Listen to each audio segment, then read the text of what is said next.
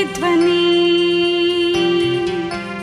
ఇది క్రీస్తు యేసు ప్రేమధ్వని, ఇది జగతిలో మ్రోగే సిలువధ్వని. పిలుచుచున్నది ప్రతి వారిని, వినుమా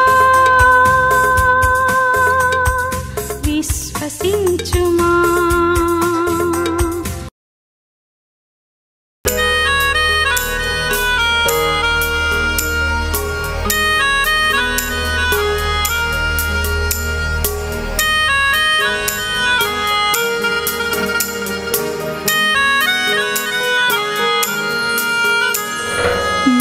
నేను విడువనయ్యా,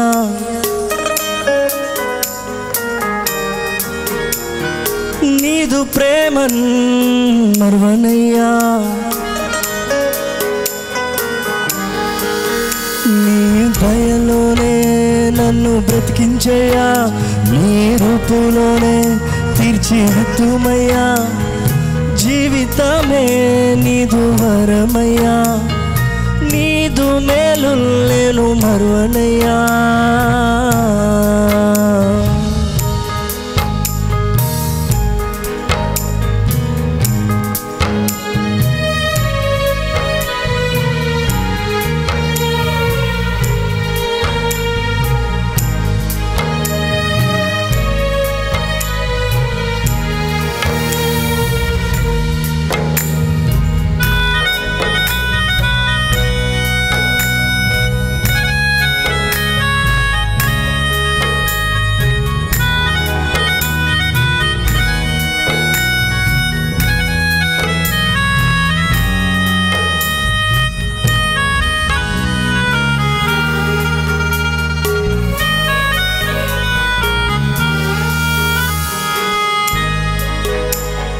కష్టాలలో నేనుండగా నా వారే దూషించగా, వేదనతో చింతించగా దేవా.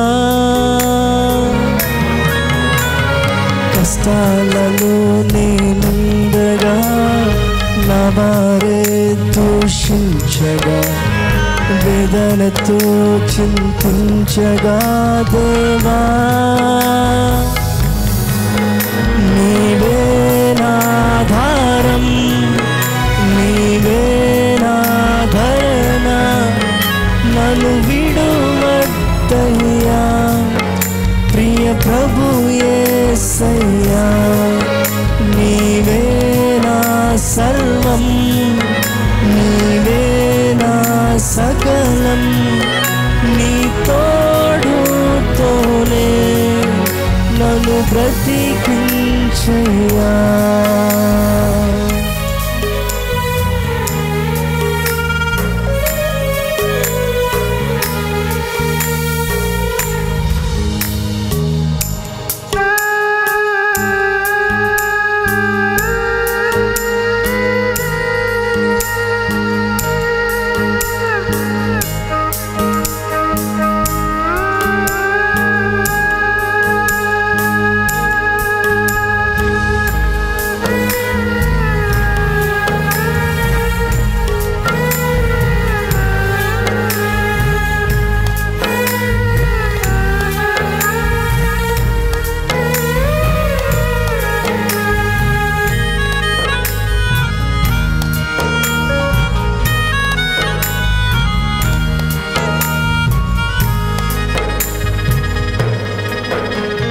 సహాయమే లేకుండగా నిరీక్షణే క్షీణించుగా, దయతో రక్షించయా దేవా. సహాయమే లేకుండగా నిరీక్షణే క్షీణించుగా, దయతో రక్షించయా దేవా. నీవే నాధారం, నీవే నాధరణ, నన్ను విడువద్దయ్యా ప్రియ ప్రభు యేసయ్యా. అందరూ చెప్తాం. నీవే నా సర్వం, నీవే నా సకలం, నీ తోడుతోనే నన్ను బ్రతికించయ్యా.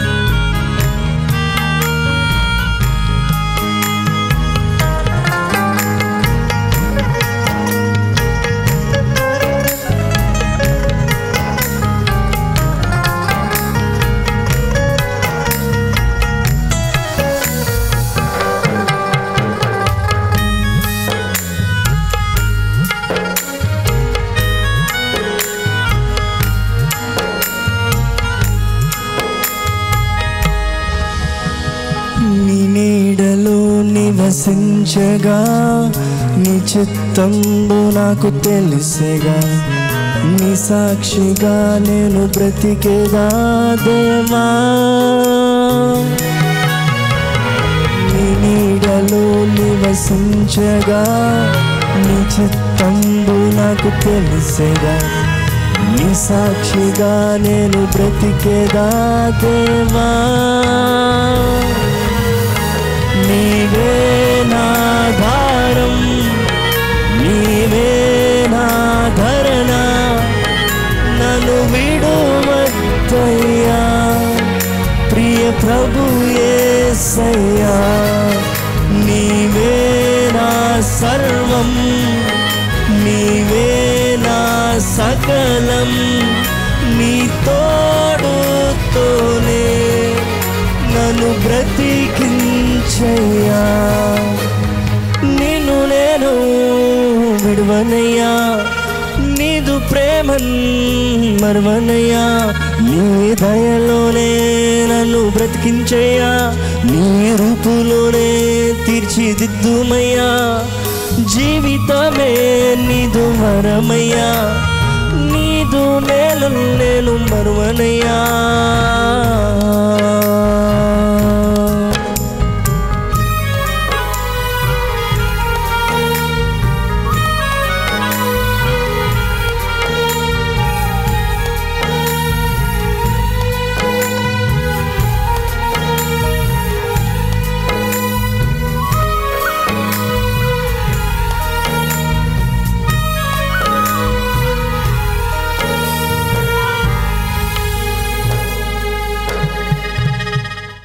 ఎంతమంది నిజంగా ఉపవాసం ఉండి ఈ మీటింగ్కి వస్తున్నారో చేయి చూపించండి. నిజమేనా? వెళ్ళి తింటారా? ఓకే. ఉపవాసం అనేది మన దేశంలో ఉపవాసాలు చాలా మంది ఉంటారు. మంచినీళ్ళు కూడా మింగరు, ఇది ఉమ్ము కూడా మింగరు, కట్టిక ఉపవాసం అంటారు. ఇది కాదు ముఖ్యం. అక్కడ ఉపవాసము అనే మాటకి మనల్ని మనం తగ్గించుకోవటము అనేది, ఆహారానికి నీ ఇష్టాలకు దూరంగా ఉండటం అనేది ఉపవాసం అనే మాటకు మరో అర్థం ఉంది. కాబట్టి రకరకాల ఉపవాసాలు బైబిల్లో ఉన్నాయి. మోషే 40 రాత్రులు 40 పగలు ఉపవాసం ఉన్నాడు. కాఫీ తాగాడా, టీ తాగాడా, అన్నం తిన్నాడా, మంచిలు తాగాడా? ఒకసారి చూడండి నిర్గమకాండము 34వ అధ్యాయము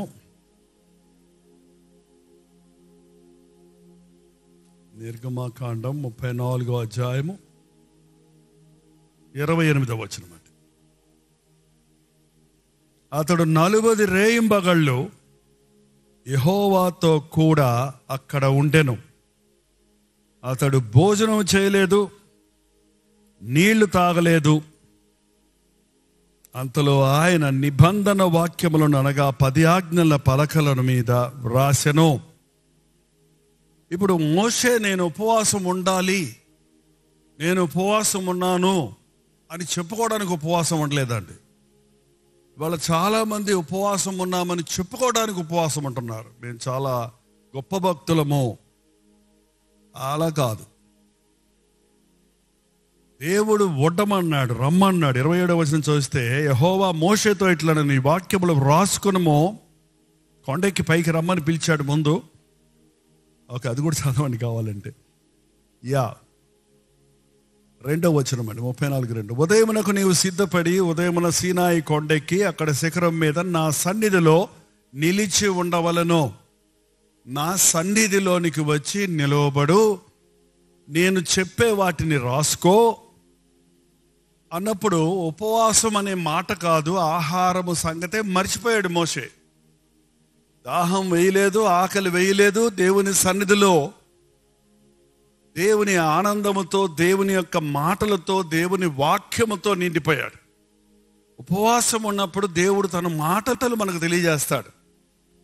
వాటిని రాసుకో అని చెప్పాడండి. ఇవాళ చాలా మంది పెన్ను పేపరు వాడటం లేదు. ఎంతమంది దగ్గర పెన్నులు ఉన్నాయో ఇప్పుడు రాసుకుంటున్నారో చేయి చూపించండి. వావ్! రాసుకున్నప్పుడు అండి 2 సార్లు 5-6 సార్లు చదివిన దానికంటే ఒకసారి రాసింది మనకు బాగా గుర్తుంటుంది. రాసేది రాసి దాచుకోవడానికే కాదు, రాస్తున్నప్పుడు మీ మనసులో అది జ్ఞాపకం ఉండిపోద్ది. అందుకని రాసుకోండి.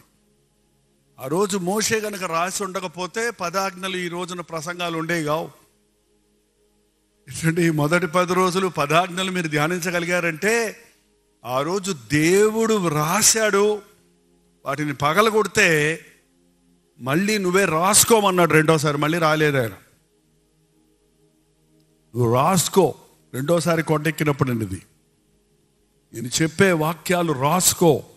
ఇవి ప్రపంచానికి, తరతరాలకు అవసరమైన మాటలు.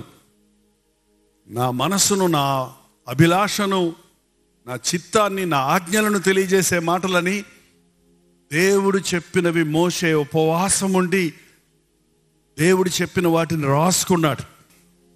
నాకు తెలిసి ఒక పాస్టర్ గారు 40 రోజులు నేను ఉపవాసం ఉండాలి అని చెప్పి పచ్చి మంచినీళ్ళు తాగకుండా, అన్నం తినకుండా, ఆకలి వేస్తున్నా, దాహం వేస్తున్నా, ఏదో గింజుకుంటూ, ఏదో ఏకాంతంగా పోతాను, యేసయ్యలాగా అరణ్యంలో నువ్వు పోతానని ఎక్కడికో పోయి 40వ రోజుకు తిరిగి వచ్చాడు. ఆత్మశక్తితో కాదు, బాడీ డీహైడ్రేట్ అయిపోయి, బలహీనుడైపోయి, ఇంకా చెప్పాలంటే దురాత్మల చేత పిచ్చి పిచ్చిగా మాట్లాడుతూ వచ్చాడండి.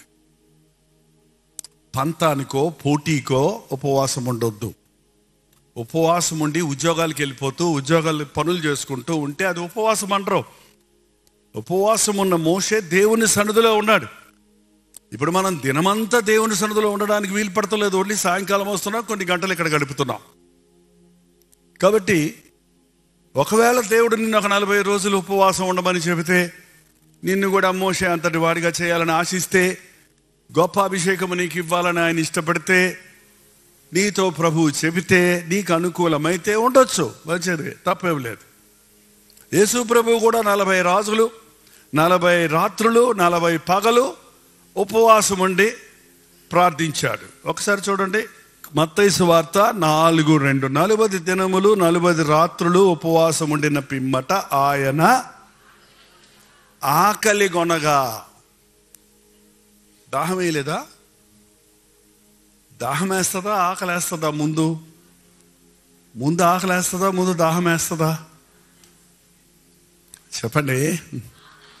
3 రోజులు నీళ్ళు తాకపోతే దాహం వేస్తుంది. 21 రోజు అన్నం తినకపోయినా కూడా బతకొచ్చు మనం, ఆకలి వేస్తుంది. ఏంటండి అంటే ఆయన ఏ నీళ్ళో తాగారేమో మరి. నీళ్లు తాగి అన్నం తినకుండా ఉండే ఉపవాసాలు ఉన్నాయి. వాటర్ ఫాస్టింగ్ అంటారు, ఇప్పుడు పెట్టుకున్నారు ఇంగ్లీష్లో మీరు. ఇప్పుడున్న పరిస్థితుల్లో నీళ్లు తాగుతూ ఉపవాసం ఉన్నా కూడా తప్పేమీ లేదు. కానీ నీళ్లు తాగకపోతే డీహైడ్రేట్ అయిపోద్ది. కాబట్టి మనం వాటర్ తీసుకోవచ్చు. మళ్ళీ టీలు, కాఫీలు, జ్యూసులు, బోర్నవేటాలు ఇవి దాగి ఉపవాసం అంటారు. పాలు దాగి ఉపవాసం ఉన్నానంటారు ఒక ఆయన. పాలు సమీకృత ఆహారం. కాబట్టి ఏది నిష్ట కాదు ఇక్కడ. నీవు తట్టుకోలేని బీపీ పేషెంట్వో, షుగర్ పేషెంట్వో, లేక నీ యొక్క శరీర వ్యవస్థ తట్టుకోలేని పరిస్థితుల్లో ఉంటే నీకు తగినంత ఉపవాసం ఉండొచ్చు. మనం ఎంతసేపు ఉన్నాము, ఎలా ఉన్నాము, ఎన్ని రోజులు ఉన్నామన్న దానికంటే మన మనస్సును ఉపవాస సమయంలో ఎంతగా దేవుని మీద లగ్నపరుస్తున్నామో, ఉపవాస ప్రార్థన సమయంలో దేవుని స్వరం వినాలి, దేవుని పలుకులు వినాలి, దేవుడు చెప్పింది చేయటానికి నా హృదయాన్ని సిద్ధపరచుకోవాలి, నన్ను నేను పరిశీలించుకోవాలి, నా జీవితంలో ఉన్న వాటిని దేవుడికి విన్నవించుకోవాలనే పట్టుదల కలిగి ఉండడం చాలా ముఖ్యమండి. 3 రోజులు ఉపవాసం ఉంది. ఎవరున్నారు 3 రోజులు ఉపవాసం? చెప్పండి, త్వరగా చెప్పండి, కొంచెం ముందుకు వెళ్తాం. ఇది ఇంట్రడక్షనే. ఎవరండి? అబ్బా వాళ్ళు తెలుసా మీకమ్మా? 3 రోజులు నేను, నా చెలికెత్తలు, మీరు నా అందరి కోసం, మీరు మా కోసం ప్రార్థన చెయ్యండి. నేను నా చెలికెత్తలు కూడా ప్రార్థన. ఇవాళ చాలామంది ఏమంటారు, పాస్టర్ గారు మీరు మా కోసం ఉపవాసం ఉండి గట్టిగా ప్రార్థన చేయండి, 1000 రూపాయలు కానుకిస్తామండి, మేము కోడి తిని పడుకుంటామండి. అలా కుదరదండి. మీరు సోషల్ మీడియాలో చెబుతుంటారు, మీ ప్రార్థన అవసరతలు మాకు పంపించండి, మీ పక్షంలో దేవుని సందులో మేము విజ్ఞాపన చేస్తాం, మీరు కూడా ప్రార్థించండి. ఎప్పుడు కూడా ప్రార్థన అనేది ఎవరో మన కొరకు చేస్తే సరిపోద్ది అనుకుంటే కుదరదండి. మనము చేయటం నేర్చుకున్నప్పుడే గొప్ప విడుదల చూడగలుగుతాం. మీలో చాలామంది దేవుని సేవకుల దగ్గరకు వచ్చి, లేక మీ ప్రార్థన విన్నపాలలో మీరు తెలియజేస్తుంటారు, మా కోసం ప్రార్థించండి, మాకు ఈ సమస్య ఉంది, మాకు ఈ బాధ ఉంది, మాకు ఈ అవసరత ఉంది, మాకు ఈ కొరత ఉంది అని. మంచిదే. ఒక రాత్రి మనం ఎత్తలేనప్పుడు ఇంకొక సహోదరుని ఎవరైనా కొంచెం చెయ్యేయండి ఎత్తటానికి అని అడగటం మంచిదే. నువ్వే ఎత్తేయి, నేను ఊరకనే కూర్చుంటానంటే అది కరెక్ట్ కాదు కదా. అలాగే నీ సమస్యలు, నీ భారాలు నీ ఒక చెయ్యేసి నీకుతో పాటు సహకరించి ప్రార్థించే ఒక ప్రార్థనాపరుడైన స్నేహితుడు కానీ, ఒక ప్రార్థన ఫ్రెండ్ కానీ, ఒక దైవజనుడు కానీ ఉండటం మనకెంతో మంచిది. సంఘం ఉండటం మనకెంతో మంచిది. ఎందుకంటే ఎక్కడ 2-3 ఉంటారో అక్కడ ఉంటారన్నాడు. 2-3 ఏకీభవించి ప్రార్థిస్తే ప్రభు తన ఏది మీరు బంధిస్తారో భూలోకంలో అది పరలోకంలో బంధించబడుతుంది, ఏది విడిపిస్తారో అది పరలోకంలో విడిపించబడుతుంది అన్నాడు. కాబట్టి ఎస్తేరు ప్రార్థన 3 రోజుల్లో ఎంత గొప్ప కార్యం జరిగించిందంటే చట్టాలు మార్చబడ్డాయి. అంతేకాకుండా మరొకరు 3 రోజులు ఉపవాసం ఉండి ప్రార్థించాడండి. ఎవరో చెప్పగలరా? యోనావా. ఓహో, కంపల్సరీ. అది ఇక గతి లేదు, దిక్కు లేదు.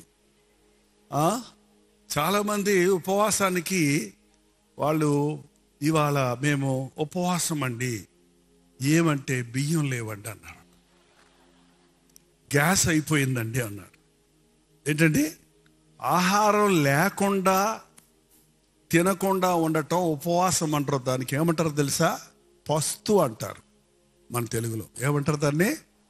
పస్తు ఉండటం వేరు, ఉపవాసం ఉండటం. ఉండి తినకపోవటం ఉపవాసం, లేక తినకపోవటం పస్తు. యోనా పస్తున్నాడా, ఉపవాసం ఉన్నాడా?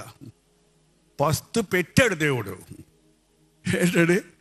పస్తు పెట్టి నువ్వు ఉపవాసం ఉండకుండా నేను వెళ్ళి జనానికి ప్రకటించమని చెబితే, ఉపవాసంతో వెళ్ళి నా వాటను ప్రకటించడానికి బదులు శుభ్రంగా తినేసి ఓడ అడుక్కెళ్ళి ప్రార్థన చేయడానికి బదులు నిద్రపోతున్నావు అని ఆ ఓడ నావికుడు ఒక అన్యుడితో చెప్పించాడు. ఓయి నిద్రపోతా, నీ ఏమొచ్చింది, లేచి నీ దేవునికి ప్రార్థన చేయమంటే కూడా చేశాడా? ఏం చేస్తాడు? మనసు సరిలేనోడికి ప్రార్థన ఎట్టు వస్తుందండి? నాయనా, ప్రభువా నాయనా అని ఉంటాడు. ఏమంటారండి? కొంతమందికి అంతే. ప్రార్థన స్టార్ట్ చేస్తే యేసయ్యా నాయనా నాయనా, యేసయ్యా యేసయ్యా నాయనా నాయనా, యేసయ్యా యేసయ్యా నాయనా. పూర్వం గ్రామ్ ఫోన్ రికార్డులో పాట వచ్చేదండి. అది ఆ ముళ్ళు అరిగిపోయింది అనుకోండి, అంతే. కొంతమంది ప్రార్థన ఎప్పుడు చూసినా పలికిన పలుకులే పడుకోండి. కొంతమంది ఇప్పుడు ఇంకా ఈజీ. స్తోత్రం స్తోత్రం స్తోత్రం స్తోత్రం స్తోత్రం స్తోత్రం స్తోత్రం స్తోత్రం స్తోత్రం స్తోత్రం స్తోత్రం హల్లెలూయా స్తోత్రం స్తోత్రం స్తోత్రం స్తోత్రం స్తోత్రం స్తోత్రం. ఇది ప్రార్థన కాదు. ఏంటంటే చాలా మంది చూసిన జీవితాల్లో అది హృదయాంతరేంద్రియాల్లో నిచ్చేది కాదు, ఉచ్చరింపశక్యము కానీ మూలుగులతో చేసే ప్రార్థన వస్తుంది. పరిశుద్ధాత్ముడు మనల్ని పట్టుకున్నప్పుడు, మనం ఆత్మలో ప్రార్థిస్తున్నప్పుడు.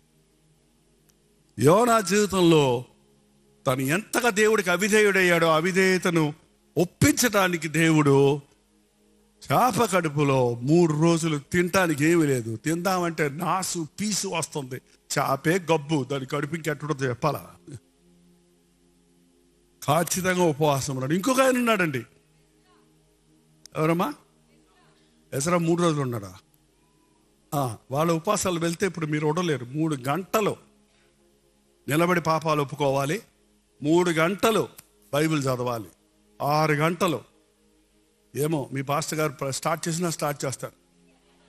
21 days వదిలేసాక నుంచి 3 గంటల ఉపవాస ప్రార్థన నిలబడి 3 గంటలు పాపాలు ఒప్పుకునే ప్రార్థన, ఇంకేం ప్రసంగాలు ఉండవు. 3 గంటలు ధర్మశాస్త్రం చదివి, వర్షం వచ్చినా ఏ వచ్చినా వర్షంలో నిలబడే ఉన్నారంట వాళ్ళందరూ కూడా. నిలబడే, మళ్ళీ కుర్చీలు అయ్యే ఉంటాం. ఏంటండి అప్పుడు నిజమైన లోతైన స్థిరమైన భక్తులు ఎవరో తెలుస్తారు. ఘనమైన ఉజ్జీవము, స్థిరమైన ఉజ్జీవం జరుగుతుంది. పౌలండి, సౌలుగా ఉన్న పౌలు బహు క్రూరుడై సంఘాన్ని చిత్రహింస చేస్తున్నప్పుడు, చింతరవందరు చేస్తున్నప్పుడు దేవుడు ఆయనతో మాట్లాడి దమస్కు రోడ్డులో దర్శనం ఇచ్చినప్పుడు, మిట్ట మధ్యాహ్నం వేళ గొప్ప వెలుగుతో ప్రత్యక్షమైనప్పుడు అకస్మాత్తుగా కింద పడి కళ్ళు మూసుకుపోయినాయి. వెలుగు చూడలేక, ప్రభువా నీవెవడివి, నేను నీవు హింసించుచున్న యేసుని అనగానే, ప్రభువా నన్ను ఏం చేయమంటావు అని అడిగాడు. నువ్వు ఎక్కడికి వెళ్ళమన్నాడండి? ఒకసారి చూడండి 9వ అధ్యాయము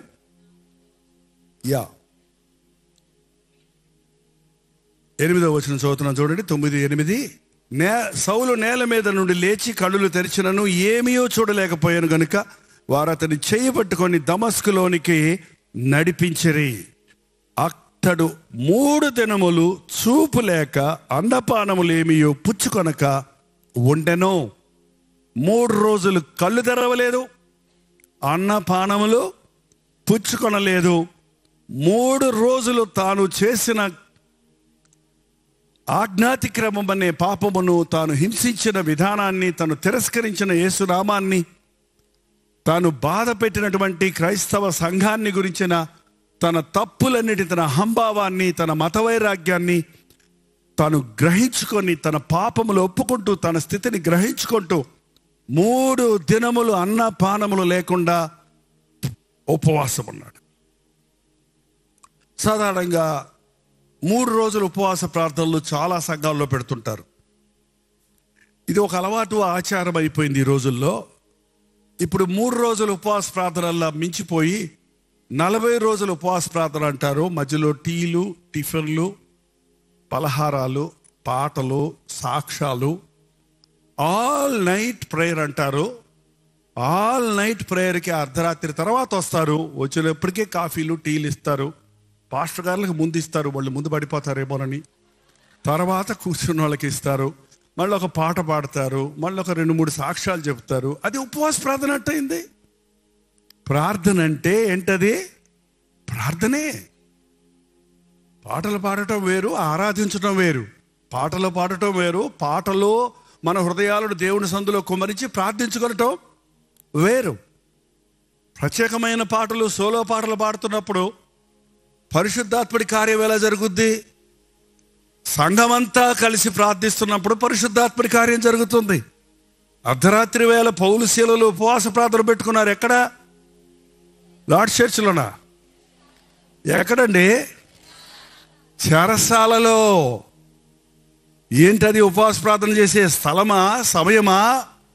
బాగా చొక్కాలు ఇప్పదీసి వీపు మీద కొరడాలతో బాగా కొట్టి, కాళ్లకు చేతులకు సంకెళ్ళు వేసి, బొండాలు వేసి, అంటే చెక్క బొండ కదపడానికి కుదరదు అనమాట. ఆ చెరసాలలో పడేశారు. చెరసాలంటే డంజన్, ఒక గుహలో పడేసేవారు.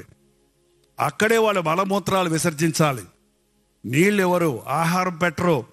ఎలుకలు, గబ్బిలాలు, పురుగులు తిరుగుతూ ఉంటాయి, వాసన కొడుతూ ఉంటుంది, లైట్లు ఉండవు, చీకట్లో ఉంటుంది.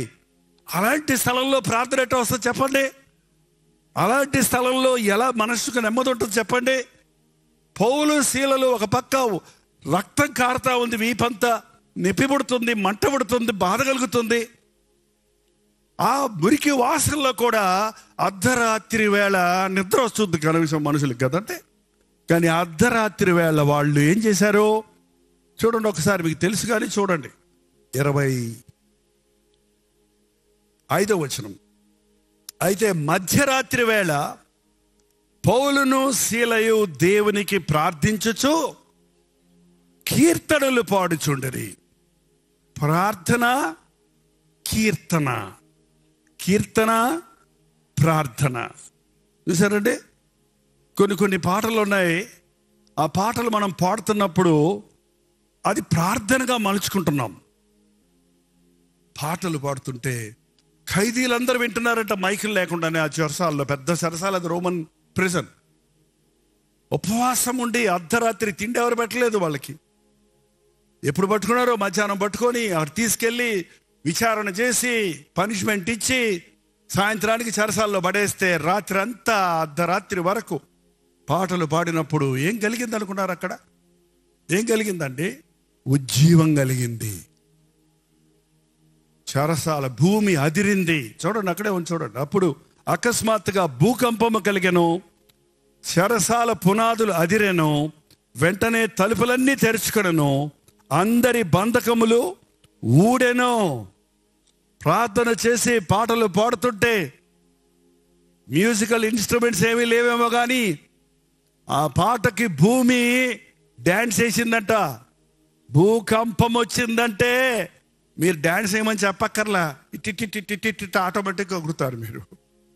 ఎవరైనా భూకంపంలో ఉన్నారా అసలు మీరు? ఏంటండి మాట్లాడరు? పరిగెత్తమని చెప్పక్కర్లా, పరుగో ఫ్లాట్లు దిగి. చెన్నైలో మేము ఒకసారి 2 సార్లు వచ్చింది. పైన లైట్స్ ఇట్ట కదులుతున్నాయి, స్తంభం చేయమైతే స్తంభం కదులుతుంది ఫ్లాట్లకి. భూకంపం అనగా కింద చప్పుళ్ళు నిలబడుతున్నాయి. పరుగు దిగారు చూడండి ఫ్లాట్లో అందరూ చేతుల్లో గరిటలు పెట్టుకొని.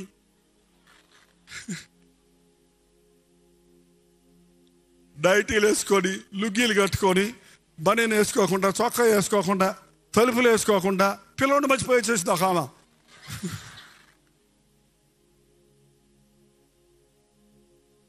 భూకంపం దేవుడు భూమిని కంపింపజేసినప్పుడు ఎవడ నిలబడగలడు ఆయన ముందు? నిజంగా భూమిని తల్లకిందులు చేసేవారు ఇక్కడ కూడా వచ్చారని ఆది క్రైస్తవుల గురించి చెప్పబడింది. ఉపవాస ప్రార్థన మనం చేస్తున్నప్పుడు భూమిలో కదలిక రావాలి. మనం చేసే ప్రార్థన మనకే కాదు, మన చుట్టూన్న వారికి హైదరాబాద్లో, సికింద్రాబాద్లో కదలిక రావాలి. ప్రతి క్రైస్తవ సంఘంలోనికి కదలిక రావాలి. అటువంటి నా ఒక్కటి సమస్య తీరుద్ది అన్నది ఇంతకాలం మనం ప్రార్థన చేయాల్సిన అవసరం లేదు, ఇంతసేపు చేయాల్సిన అవసరం లేదు. ఏదో చేస్తాడు అని చెప్పి చేయటం కాదు, నువ్వు చేస్తుంటే దేవుడు తన కార్యాన్ని చేస్తాడు. భూకంపం కలిగింది, చెరసాల పునాదులు అదిరాయి, తలుపులన్నీ తెరుచుకున్నాయి. ఇంతలో తాళం కప్పలు ఉంటాయి చెరసాల గదులకి, అవన్నీ దానంతటవే ఊడిపోయినాయి అంట. తలుపులన్నీ వాటంతటవే మన ఇళ్లలో ఉన్న తలుపుల్లాగా స్మూత్గా ఉండవు, తుప్పులు పట్టేసి ఉంటాయి. కిర్ర అంటే తీస్తుంటే. మీ ఇంటి తలుపు కూడా అలాగుందే, కొంచెం కొబ్బరి నూనె పోయింది. ఏంటండి? కిర్ర దున్ దున్ దున్ దున్ మ్యూజిక్ వేస్తున్నాయండి అవన్నీ. సంఖ్యలు, ఇనుప సంఖ్యలన్నీ గలగల. ఓహో, పెద్ద ఉద్యమం కలిగింది చెరసాలలో. ఒక సడన్ గా దెబ్బకి లేచాడు చెరసాల అధిపతి. చూసేటప్పటికి తలుపులన్నీ తెరుస్తున్నాయి. తాళాలు చూసుకుంటే తన బొట్లోనే ఉన్నాయి తాళాలన్నీ కూడా. తలుపులు తెరుస్తుంటే చెరసాలలో ఉన్న దొంగలు ఏమవుతారో? ఉంటారా? అక్కడ ఉంటారా? అందరూ పారిపోయారు అనుకుని, ఇక నా ఉద్యోగం కాదురా బాబు, నాకు భయంకరమైన పనిష్మెంట్ ఉంది. రోమన్ సామ్రాజ్యంలో ఉన్న చట్టాలు చాలా కఠినమైనవి. కత్తి తీసుకొని తాను పొడుచుకోబోతుంటే పౌలు వచ్చి అన్నాడు, నీకు నీవే హాని చేసుకోవద్దు, మేమందరము ఇక్కడే ఉన్నారు. అంటే చెరసాలలో ఉన్న వారందరూ అక్కడే ఉన్నారంటే ఏమైందని అర్థం అండి. పౌలు శీలలు చేసిన ప్రార్థన వలన ఆ ప్రాంతం అంతటిలో ఉజ్జీవం కలిగింది. వాళ్ళందరూ పారిపోలేదు, మారిపోయారు. హల్లెలూయా చెప్పరా? పారిపోతారా మారిపోతారా? మారిపోయి ఉండకపోతే పారిపోయి ఉండేవాళ్ళు వాళ్ళు. కానీ మేము నేరస్తులం, మేము పారిపోకూడదు, మేము పాపం చేసిన వాళ్ళమే, మమ్మల్ని క్షమించే ప్రభు ఉన్నాడు, మమ్మల్ని ప్రేమించే ప్రభు ఉన్నాడు, అద్భుతాలు చేసే దేవుడు ఉన్నాడని నమ్మారు. కాబట్టి వాళ్ళందరూ అక్కడే ఉన్నారు.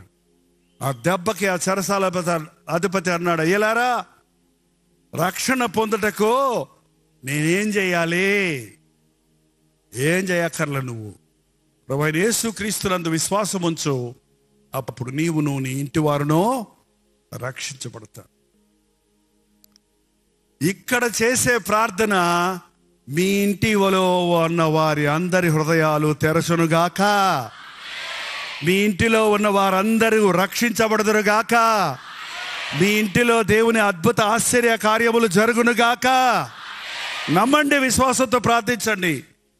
నీవు చేసే ప్రార్థన నీ చుట్టూన్న వారిని వెలిగిస్తుంది, నీ చుట్టూన్న వారిలో మార్పు తెస్తుంది. ప్రార్థన శక్తి అన్ని శక్తులకు మించినది అన్నది నిరూపించబడుతుంది. గొప్ప ఉద్యోగం కలిగింది అక్కడ. ఉద్యోగ సభలు కాదు. చెరసాల్లో ఉన్న వాళ్ళందరూ మారిపోయాడు. చెరసాల అధిపతి కూడా మారాడు. చెరసాల అధిపతి తన ఇంటికి తీసుకెళ్లి పౌలుని ఏ చేతులతో కొట్టాడో ఆ చేతులతో వాళ్ళ గాయాలు కడిగి ఆయన చేత బాప్తీసం పొంది, ఆయనే కాదు ఆయన ఇంటి వారందరూ బాప్తీసం పొందారు. చూడండి 34వ వచనం, 33, 34. ఆ రాత్రి ఆ గడియలోని అతడు వారిని తీసుకుని వచ్చి వారి గాయములు కడిగెను. వెంటనే అతడును అతని ఇంటి వారందరూ బాప్తీసము పొందిరి. మరియు అతడు వారిని ఇంటికి తోడుకొని వచ్చి భోజనం పెట్టి దేవుని యందు విశ్వాసం ఉంచిన వాడై తన ఇంటి వారందరితో కూడా ఆనందించను. ఈ ఉపవాస ప్రార్థనల ద్వారా, దేవా, నా ఇంటి వారందరినీ మార్చయ్యా. మా తండ్రి మారాలి, మా పెద్దన్న మారాలి, మా తప్పిపోయిన తమ్ముడు మారాలి, మా పెద్దక్క మారాలి, మా చెల్లి మారాలి, మా తల్లిదండ్రులు మారాలి, మా బంధువులు మారాలి, మా ఇంటిలో ఉన్న వారందరూ, నేను నా ఇంటి వారు యెహోవానే సేవించుదాము అనాలి. పౌలు శీలలు ఒక్క రాత్రి చేసిన ప్రార్థన ఎంత గొప్ప ఉజ్జీవాన్ని రగులు కల్పిందో. ఇన్ని రోజులుగా ఇక్కడ చేస్తున్న ప్రార్థన ఈ పట్టణాలకే దీవెనకరంగా, ఈ రాష్ట్రాలకే దీవెనకరంగా మార్చాలని దేవుడు ఆశిస్తున్నాడన్న ఎక్స్పెక్టేషన్స్తో ఎదురు చూస్తూ ప్రార్థించండి. చిన్న చిన్న సంకుచితమైన మనసుతో కాదు. 3 రోజులు యోనా చేప కడుపులో ఉండి చేసిన ప్రార్థన తన బ్రతుకును మార్చి ఉజ్జీవింపజేయటమే కాదు, తన ద్వారా నినివే పట్టణస్థులందరూ 120,000 మందిని రక్షించడానికి కారణమైంది. ఈ ఉపవాస ప్రార్థనలు సంకుచితమైనవిగా ఉండకుండా గొప్ప కార్యాలు జరిగినట్లుగా మనం ఎదురు చూస్తే మనం దీవించబడతాం. ఈ ప్రార్థనా శక్తి వలన మరనేకులు ఆశీర్వదించబడతారు.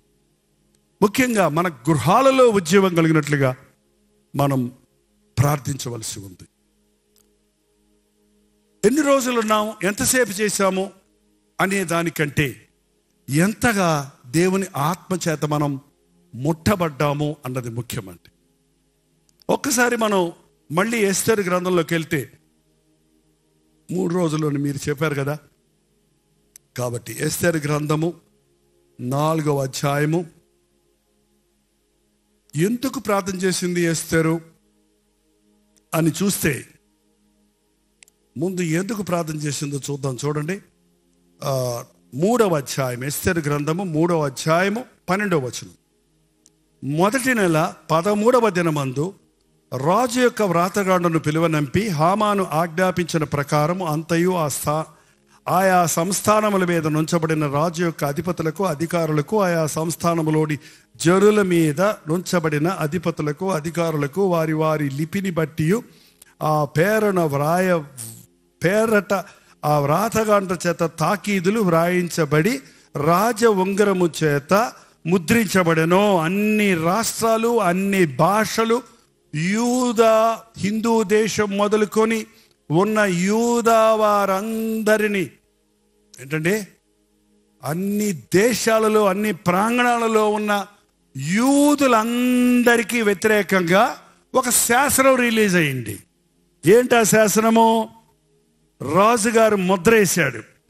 ఆదారు అను 12వ నెల 13వ దినమందు యవ్వనులేమి, వృద్ధులేమి, శిశువులేమి, స్త్రీలేమి, యూదులందరినీ ఒక్క దినమందే బొత్తిగా నిర్మూలము చేసి వారి సొమ్ము కొల్లపుచ్చుకొమ్మని తాకీదులు అంచే వారి చేత ఆ రాజ్య సంస్థానములన్నిటికీ పంపబడెను. తాకీదులు అంటే ఆర్డర్స్. ఏంటండి?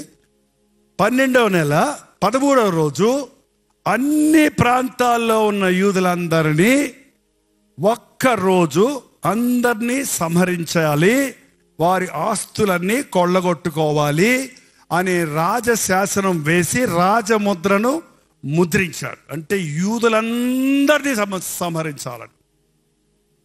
ఎవడు? హామాను గాడు. ఎవడాడు? గారనల. ఏంటంటే ఎవరిని గాడు అనక్కర్ల మనం, వాడు మాత్రం సైతాను గాడే.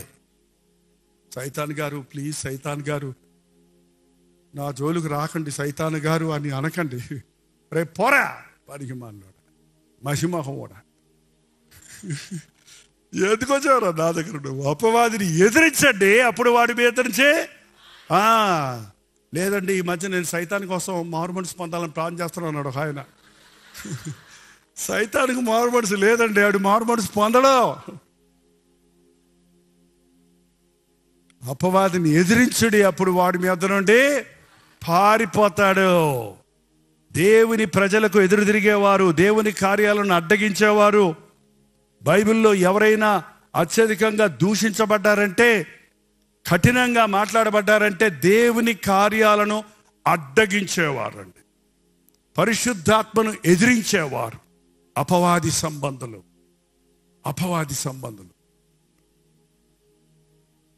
హామాను లంచం ఇచ్చి రాజుగారి చేత, పాపం అమాయకుడు, ఆయనకి ఏం తెలియకపోయినా యూదులందరినీ సంహరించే పన్నాగం పన్నాడు. ఎందుకంటే అది సాతాను కుట్ర. యూదా జాతి లేకపోతే ఈ లోకంలోనికి ఎవరు రారు? యేసు ప్రభు రాకుండా చేద్దాం. యూదా వంశంలో నుంచి రావాలి మరొక రక్షకుడు. కాబట్టి యూదులందరినీ సంహరించాలనే చట్టం తీసుకొస్తే మొర్దెకై దేవుని యందు విశ్వాసం కలిగిన ఒక్క వ్యక్తి, నేనొక్కడిని ఏం చేయగలను? After all I'm a watchman, ద్వారపాలకుడు. నేనేం చేయగలను అనుకోలేదు. ఏంటంటే మనం చాలాసార్లు మనకు దేవునికి వ్యతిరేకంగా జరుగుతున్న కార్యాలు చూసినప్పుడు మనం ఏం చేయగలం అన్నట్టు చేతులు ముడుచుకొని కూర్చుంటున్నామే, కానీ ఖచ్చితంగా మనం ఏమీ చేయలేము. కానీ ఒకటి చేయొచ్చు. ఏంటది? ప్రార్థన చేయొచ్చు. ఆ రోజుల్లో ఆనువాయి ఏంటంటే గోనుపట్ట కట్టుకొని నెత్తి మీద బూడిదేసుకొని ఉపవాసం ఉండి ప్రార్థించేవారు. మొర్దెకై నిబంధన చేసుకున్నాడు.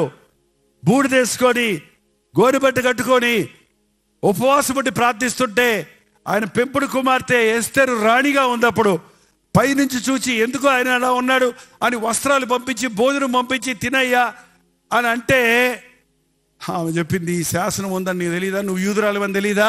రాణివైతే మాత్రం నువ్వు యూదురాలువే. ఈ సమయంలో నువ్వు రాజుగారి దగ్గరికి వెళ్ళి చెప్పు అంటే, నేను రాజుగారి ఎట్టంటాడో తెలుసయ్యా, మూడీ ఫెలో. ఎట్టంటాడు? వస్తీ ఆయన భార్యను రమ్మంటే అందరి ముందు రమ్మంటే రానందంట. రాకపోతే పో, ఇక నువ్వు వద్దే పొద్దు పోమన్నాడంట. అంత మూర్ఖుడు. ఆ మూర్ఖులు కూడా ప్రార్థనతో మూర్ఖులను కూడా మార్చొచ్చండి. అలాంటి మూర్ఖుడిని ఎస్తరు ఎలా మార్చుకుందంటే 3 రోజులు ఉపవాసం ఉండి ప్రార్థించింది. రాజుగారు రమ్మనకుండా ఎవరు వెళ్ళటం కుదరదయ్యా, కాబట్టి వెళ్తే కనుక ఆయన దండం చూపించాడంటే చంపేస్తారు, కాబట్టి ఆయన పిలిచేదాకా నేను వెయిట్ చేస్తాను, నువ్వు పిలిచేదాకా వెయిట్ చేస్తే ఇక్కడ శాసనం అమలు అయిపోద్ది, ఈ సమయంలో నువ్వు మౌనంగా ఉంటే యూదులకు సహాయం మరో దగ్గర నుంచి వస్తుంది, కానీ నీవు నీ ఇంటి వారు నశిస్తారన్నప్పుడు ఆ హెచ్చరిక తీసుకున్న ఎస్తేరు మీరు నా నిమిత్తము ప్రార్థించండి. ఇప్పుడు చూడండి 14-16లో, నీవు పోయి షూషాను నందు కనబడిన యూదులందరినీ సమాజ మందిరమునకు సమకూర్చి నా నిమిత్తము ఉపవాసం ఉండి 3 దినములు అన్నపానములు చేయకుండుడి. నేనును నా పడికత్తెలు కూడా ఉపవాసముందుము. ప్రవేశించుట న్యాయ వ్యతిరేకమైనను నేను రాజునొద్దకు ప్రవేశించదను, నేను నశించదనో. ఏం చెప్పిందండి? నా కోసం మీరందరూ ప్రార్థించండి, ఉపవాసం ఉండి ప్రార్థించండి, 3 రోజులు ఉపవాసం ఉండి ప్రార్థించండి. నేను రాజమందిరంలో ఉన్నప్పటికీ నేను నాతో ఉన్న చెలికెత్తులు కూడా ఉపవాసం ఉండి ప్రార్థిస్తాము. యూదులందరూ ఉపవాసం ఉండి ప్రార్థించినప్పుడు, ఎస్తరు తన చెలికెత్తులు ఉపవాసం ఉండి ప్రార్థించినప్పుడు, ప్రార్థించిన తర్వాత రాజుగారి దగ్గరికి వెళ్ళినప్పుడు రాజుగారు ఏ మూడ్లో ఉంటాడో ఏమంటాడో అని తెలియదు, కానీ వెళ్ళకూడకపోయినా చచ్చినా చేస్తానని నాకు అవసరమైతే అని తెగించి ప్రార్థనతో వెళ్ళినప్పుడు ఎస్తరును చూడగానే బైబిల్ రాయబడింది, రాజుకు దయ పుట్టిందంట. ఏం పుట్టింది? ఇష్టం పుట్టిందంట. రమ్మన్నాడు. ఏంటమ్మా ఎస్తరు, నీకేం కావాలి? అసలు అడగడు. అంత అఫీషియల్గా అంత భారమైనటువంటి పరిపాలన విషయాలతో ఉన్నవాడు పర్సనల్ విషయాలు మాట్లాడే సమయం కాదు అది. అలాంటప్పుడు అన్నిటినీ పక్కన పెట్టి నీకేం కావాలో చెప్పు, నీకేం కావాలో నేను చేస్తానని ఆ కరిగిపోయిన ప్రేమ దయ కలిగిన వ్యక్తిగా మార్చాడు. మా ఆయన ఎప్పుడు నాతో ప్రేమగా మాట్లాడండి, కస్సు బుస్సు అంటాడండి. ఎప్పుడు ఉపవాసం ఉండి ప్రార్థన చేసి మాట్లాడండి, ప్రేమగా మాట్లాడతాడు. నా భార్య అస్సలు రెస్పెక్ట్ ఇవ్వదండి నాకు. నేను కూడా ఉద్యోగం చేస్తున్నాను, గర్వం అండి దానికి. వాళ్ళు చెప్తారు నాకు వచ్చి, దానికి దీనికి అంటావేందయ్యా, భార్యకి అని చెప్పక, పోని పేరు పెట్టి పిలవక, మనుషుల్ని బర్రెలు గొర్రెలు అయితే దానికి దీనికి అనొచ్చు, కుక్కనైతే దీనికి దానికి అనొచ్చు. మనుషులకి ఏంటి దీనికి దానికి?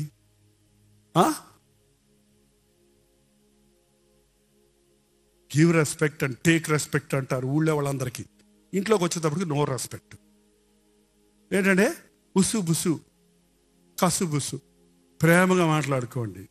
క్రీస్తు బిడ్డలు ప్రేమపూర్ణులుగా ఉంటారు.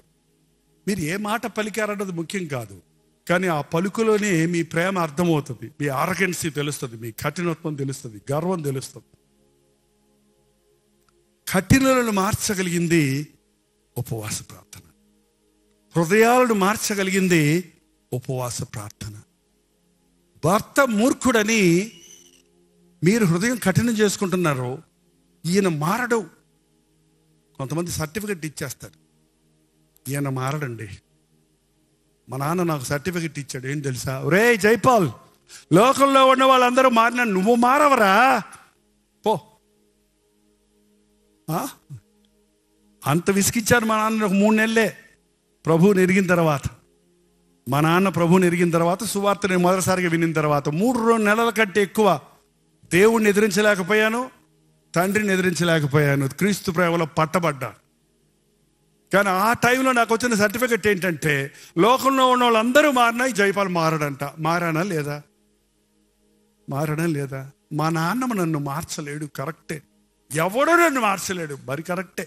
కానీ ఎవరు మార్చగలడు? మా నాన్న కన్నీటి ప్రార్థన, మా అమ్మ కన్నీటి ప్రార్థన. దేవుని అనంతమైన ప్రేమ, ఆ కలువరి ప్రేమ నా బండగుండెను బద్దలగొట్టిందండి. ఉపవాస ప్రార్థన. నేను ఆ రోజు ఉపవాసం ఉండి మొదటిసారిగా బతుకులో ఉపవాసం ఉండి ప్రార్థిస్తున్నప్పుడు ఆ రోజు రాత్రి నా గుండె కరిగిపోయింది. నా దేవుడు నన్ను దర్శించాడు. ఆ రోజు నుంచి ఈ రోజు వరకు నో టర్నింగ్ బ్యాక్. 1971 ఫిబ్రవరి 15వ తారీఖు నుండి ఇప్పటి వరకు మళ్ళీ ఈ లోకం మీదకి నా దృష్టి పోలేదు. ఎందుకంటే ఆ కఠిన హృదయాన్ని, ఆ మూర్ఖ హృదయాన్ని, ఆ బండ హృదయాన్ని దేవుడు మార్చేశాడు. ఉపవాస ప్రార్థన ద్వారానే ఒక వ్యక్తి హృదయం మార్చబడుతుంది. నీకు ఏది సాధ్యం కాలేదో అది ఉపవాస ప్రార్థన ద్వారా నీవు సాధ్యపరచగలవని నమ్మితే నీ జీవితంలో ఏ గడ్డు సమస్యలు ఇవాళ ఉన్నాయో కానీ వాటిని మార్చగలిగింది కేవలం ఉపవాస ప్రార్థన. ఒక్కసారి మార్కు సువార్త తీసారా? మార్కు సువార్త 9వ అధ్యాయం 29వ వచనం. అందుకు ఆయన ప్రార్థన వలననే గాని మరి దేని వలనైనను ఇవ్విధమైనది వదిలిపోవుట అసాధ్యమని వారితో చెప్పెను. ప్రార్థన వలననే అన్న దగ్గర ఫుట్ నోట్ ఇచ్చి కింద రాశారు చూడండి. ఉపవాసము వలననే, ఉపవాస ప్రార్థన వలననే, ఉపవాస ప్రార్థన వలననే గాని మరి దేని వలనైనను ఇవ్విధమైనది నేనైతే నా బైబిల్లో ఇవ్విధమైనది గుండ్రంగా రౌండ్ నోట్ చేసి పెట్టా. ఎవ్విధమైనది యూ కెన్ ఫిల్ ఇట్. ఏంటండి ఇవ్విధమైనది? మాకు పిల్లలు లేరండి. నా వైఫ్కి ఫైబ్రాయిడ్స్ ఉన్నాయంట, నాకు కౌంట్ తక్కువ ఉందంట, వీర్య కణాలు లేవంట. డాక్టర్ చెప్పాడు మీకు జన్మలో పుట్టరని. హల్లెలూయా. ఎందుకు? ఇవ్విధమైనది సాధ్యం ఎప్పుడంటే డాక్టర్లు చేయొదిలి పెట్టేసినా, వాళ్ళ టెస్ట్లో కుదరదని చెప్పినా, ఇవాళ పిల్లల్ని ఎత్తుకునే తల్లిదండ్రులు నేను చూపిస్తాను చాలా మందిని. ఎలా జరిగింది అది? మీరిద్దరూ రోజు కలిసి ప్రార్థించండి, సాధ్యమైనప్పుడల్లా ఉపవాసం ఉండి ప్రార్థించండి, మీ కొరకు నేను ప్రార్థిస్తాను అని చెప్పినప్పుడు సంవత్సరం తిరగకుండా కుదరదని డాక్టర్లు చెప్పిన డాక్టర్ల దగ్గరికే వెళ్తే వాళ్ళే ప్రెగ్నెన్సీ కన్ఫర్మ్ చేస్తున్నారండి. అండ్ వాళ్ళ ఆశ్చర్య ముఖం క్వశ్చన్, ఎట్టా కుదిరింది? మా ప్రార్థన అండి, మా దేవుడండి, మా యేసయ్య అండి, మా పొరవు పాదాలు పట్టుకున్నాం. వైద్య రీతిగా ఇది అసంభవం, కానీ ఇది ఉపవాసం వల్ల, ప్రార్థన వలన ఇది సాధ్యం. ఈ క్యాన్సర్ నుంచి నీకు విడుదల లేదు, ఈ కిడ్నీ సమస్య నీకు తీరదు, ఈ లివర్ ప్రాబ్లంకి మందు లేవు, ఈ అలర్జీకి నీకు విడుదల లేదు, నువ్వు లైఫ్ లాంగ్ మందులు తినాల్సిందే, నువ్వు బ్రతుకాలమంతా ఈ వేదనలో ఉండాల్సిందే అని చెప్పినవి ఎన్నో ఉపవాసం వలన, ప్రార్థన వలన అద్భుతమైన స్వస్థతలు కలిగి, అద్భుతమైన విడుదల కలిగి క్రీస్తుకు సాక్షులుగా జీవించేవారు కోకొల్లలుగా ఉన్నారు. మీలో ఉన్నారో లేదో నాకు తెలియదు.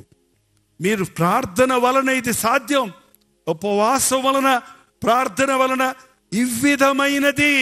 ఎవ్విధమైనది అసాధ్యమైన వాటిని సుసాధ్యం చేస్తాడు దేవుడు. నీ జీవితంలో ఏది అసాధ్యమో, నాకు ఇంకా సీటు దొరకదు, నాకు వివాహం జరగదు, మన దేశంలో అదేంటో పిచ్చి మూఢనమ్మకాలండి. నీకేందో లోపం ఉంది, దోషం ఉంది, నీకు పెళ్ళి అవ్వదమ్మా, అయినా కూడా ఆయన చచ్చిపోతాడు అయిపోతే. వాళ్ళకి అబద్ధం చెబుతుంటారండి. నీకు పెళ్ళి అవ్వదుగా, నీకు పెళ్ళి అవ్వదు, నిన్న అన్న మీద నెత్తి మీద రాసేసాడు ఆయన. ఏం రాశాడు ఇక్కడ? ఏం భాష అండి ఇది? నుదుట రాత, నా తలరాత అని కొట్టుకుంటారు. ఏం తలరాత లేదు. ఏంటంటే తల మీద గీతలు ఉన్నాయి కానీ రాతలు లేవు. ఆ గీతలేమి నీ భవిష్యత్తును చూపించే జ్యోతిష్కం కాదు. దేవుడు మన కొరకు కలిగి ఉన్నవన్నీ మేలుకరమైనవే కానీ హానికరమైనవే లేవు ఆయనకి. దేవుడు హృదయపూర్వకంగా నరులకు దుఃఖమునైనను విచారమునైనను కలుగజేయవాడు కొందరు ఇలాగ ఏడుస్తూనే ఉండాలి, కొందరు ఇలా బాధపడుతూనే ఉండాలని కొందరు పుట్టించాడనుకుంటున్నారు దేవుడు. కాదు, లేదు. ఆయన చేసింది మంచిది మంచిది మంచిది. ఆయన మనల్ని సృష్టించినప్పుడు దానికి ఉన్నతమైన తలంపులు ఉన్నాయి. దేవుడు నరులను యథార్థవంతులుగా సృష్టించడు కానీ వారు వివిధమైన తంత్రములు కల్పించుకుంటున్నారు. మరి నీ కష్టాలకు కారణం ఎవరు? నీకు మేలు కలుగకపోవటకు కారణం నీ పాపములే. నీ పాపములే మీకు మేలు కలుగకపోవటం కారణం. కానీ ఎవరిని నిందించొద్దు, దేవుడిని అసలే నిందించొద్దండి. నీవు దేవుని పాదములు పట్టుకుంటే నీ కీడును మేలుగా చేయగలిగిన వాడు, నీ అపజయాన్ని విజయంగా మార్చగలిగిన వాడు, నీ జీవితంలో మూయబడిన తలుపులు తెరవగలిగిన వాడు. ఈ విధమైనది మీ ఇష్టం. అక్కడ ఏం ఫిలప్ చేసుకుంటారో ఈ రాత్రి ఫిలప్ చేసుకోండి. నాకు ఈ కాలేజీలో సీట్ దొరకదు, నాకు ఇక్కడికి వెళ్ళి చదవాలనుకుంటున్నాను వీసా దొరకదు, నాకు గర్భఫలం కలగదు, నా వివాహం జరగదు, నాకు ఉద్యోగం దొరకదు, ఏమన్నాయో చూడండి, నేను బాగుపడను, ఈ తాగుడు నేను మానలేను, ఈ డ్రగ్ అడిక్షన్ నుంచి నేను బయటికి రాలేను, ఈ చెడ్డ కార్యము నుండి నేను బయటపడలేను, నా బతికింతే, నాకు ఇక జయము లేదు, మారాలనుకుంటున్నాను కానీ మారలేకపోతున్నాను, మారిన 2-3 రోజుల కంటే ఎక్కువ ఉండలేకపోతున్నాను, ఇక నా బతుకు ఇంతే అని ఎవరెవరు ఏమేమి విషయాల్లో మీరు అనుకుంటున్నారో ఈరోజు ఆ బ్రాకెట్లు మీది పెట్టుకోండి. ఇది సాధ్యము. ఉపవాసం వలన, ప్రార్థన వలన ఈ అసాధ్యము సుసాధ్యం చేయగలిగిన దేవుడు నా జీవితంలో ఉన్నాడు. ప్రార్థిస్తుండగానే జవాబు దొరుకుతుంది. మీరు ప్రార్థించేది వాక్యానుసారంగా ప్రార్థించాలంటే, దైవ చిత్తానుసారంగా ప్రార్థించాలంటే మీరు వాక్యాన్ని చదివి ఆ తర్వాత ప్రార్థిస్తే దేవుని మనస్సును ఎరిగిన వారిగా ప్రార్థిస్తారు. చెవిటివైన మోగదయ్యమా. సంఘాలలో ఈ రోజున ఉద్యోగం కలగబోవటానికి ఏంటో తెలుసండి కారణం? చాలా మంది వినరు. యేసు ప్రభు పెద్ద ప్రసంగం చేసిన తర్వాత ఒకే మాట అనేవాడు. ఏమన్నాడు తెలుసండి? వినుటకు చెవులు గలవాడు విను. అంటే అక్కడ ఉన్న వాళ్ళందరూ చెవులు లేవా? అక్కడ ఉన్న వాళ్ళందరూ చెవిటోళ్ళ కాదు, కానీ వినాలి అనే ఆశ కలిగిన వాడు. వినటము అంటే కేవలం చెవులకు ఇంపుగా వినటం కాదు, వినటం మటుకు విందురు కానీ వినిన దాని ప్రకారం ప్రవర్తించరు. నేను ఎప్పుడు ఒక ఉదాహరణ చెప్తుంటాను. బ్రదర్ కొంచెం మంచిలీ బ్రదర్, కొంచెం మంచిలీ బ్రదర్, నీకే కొంచెం మంచినీళ్ళు అయ్యా. అందరూ వింటున్నారు, ఎవరు తెచ్చేవట్లా. విన్నారా లేదా? ఎందుకంటే పాస్టర్ గారు గించుకుంటారు. మీరు 4 సార్లు చెప్పారు, మొదట మెల్లగా చెప్పారు, గట్టిగా చెప్పారు, అరిచి చెప్పారు. విన్నామండి మేము. విన్నారా? ఇంటే ఏ నీళ్ళు విన్నారు కానీ విన్నదాని ప్రకారం. అబ్బా థ్యాంక్ యూ. కూర్చోలేదు. ఇంతమంది వింటే ఒక్కడు స్పందించాడండి. ఇన్ని బాటిల్ వస్తాయని ఎదురు చూశాను నేను. మీ అందరూ పోని బాటిల్ లేకపోతే ఎక్కడ నీళ్ళలోనే గబగబా చెంబుతో తెచ్చిస్తారు, గ్లాస్తో తెచ్చిస్తారు అనుకున్నా. చూసారా? అలాగే అది ఉదాహరణ అంతే. మనం చాలా విషయాలు వింటుంటాం కానీ దానికి స్పందించాం. మనకు తెలుసు వాట్ ఈజ్ వాట్ అనేది. We know, we heard, but we are not doing it. దానివల్ల ప్రయోజనం లేదు. అందుకే మన జీవితంలో అద్భుతాలు జరగటం లేదు. చెవిటి అయిన మూగదయ్యం. చర్చెస్లో ఉన్నవాళ్ళు వారం వెంటనే ఉంటారండి. వారం వెంటనే ఉంటారు. ఆ విన్న మాట ప్రకారం బ్రతుకుతాడా అని చూస్తే ఎంతమంది నావకార్థ పరిస్థితుల్లోనే ఉండిపోతున్నారు. అది ఉపవాస ప్రార్థన వల్లే సాధ్యం. వినుటకు వారి హృదయమును సిద్ధపరచుకొనరు గనుక వారు వినలేకపోయేది. వినటానికి హృదయాన్ని ఏం చేయాలట? సిద్ధపరచుకోవాలి. ప్రభువా నాతో మాట్లాడు. సమయలు అంటే ఏలీ దగ్గరికి వెళ్తున్నాడు. ఏంటి ఏలియా, పిలిచావా? ఏదైనా పని చెబుతావా? నేను నిన్ను పిలవలేదు, పడుకోపోయా. మళ్ళీ సమయలు అంటే మళ్ళీ అక్కడికి వెళ్తున్నాడు. 3వసారి ఆయనకి అర్థమై చెప్పాడు, ఈసారి నువ్వు వింటే నీ దాసుడు ఆలకిస్తున్నాడు, సెలవిమ్ము అనయ్యా. అప్పుడు సమూయేలు అనగానే సమూయేలు ఏమన్నాడండి? నీ దాసుడు ఆలకిస్తున్నాడు, సెలవిమ్ము అన్నప్పుడు ఎన్ని సంగతులు దేవుడు చిన్న సమూయేలుకు చెప్పాడు. ఇశ్రాయేలు జనాంగానికి, ఆలయానికి జరగబోయే సంగతులన్నిటినీ దేవుడు చిన్న సమూయేలుకు చెప్పాడు. కారణం, నీ దాసుడు ఆలకిస్తున్నాడు, సెలవిమ్ము అనేదాకా దేవుడు అతనితో మాట్లాడలేదు. నాతో దేవుడు మాట్లాడాడండి. ఏమన్నాడు? సమూయేలు అన్నాడండి. అది సరిపోయిందా? అది కాదు. ఎందుకు పిలిచాడో వినాలి కదా. నువ్వు ఎందు నిమిత్తమై దేవుడు నీకు గొప్ప రక్షణ ఇచ్చాడో వినాలి కదా. నువ్వు ఎందుకు దేవుని నమ్ముకున్నావన్నది వినాలి కదా. కాబట్టి అనేక సార్లు మన జీవితాల్లో అలవాటైన భక్తిలో నుండి, చల్లారిపోయిన భక్తిలో నుండి, నామకార్థ భక్తిలో నుండి ఉజ్జీవించబడాలంటే మనకు అవసరమైనది ఉపవాసం వలన, ప్రార్థన వలన మాత్రమే ఇది సాధ్యమో. ఈ రాత్రి ఏదైనా సరే మీ జీవితంలో అసాధ్యం అనుకున్నది ఉంటే, మీరు ఉపవాసం ఉండి విశ్వాసముతో ప్రార్థిస్తే, దేవుని చిత్తాన్ని ఎరిగి ప్రార్థిస్తే అది అద్భుతమైన రీతిగా సాధ్యపరుస్తాడు అని నమ్మిన వాళ్ళు చప్పట్లు కొట్టండి చూద్దాం.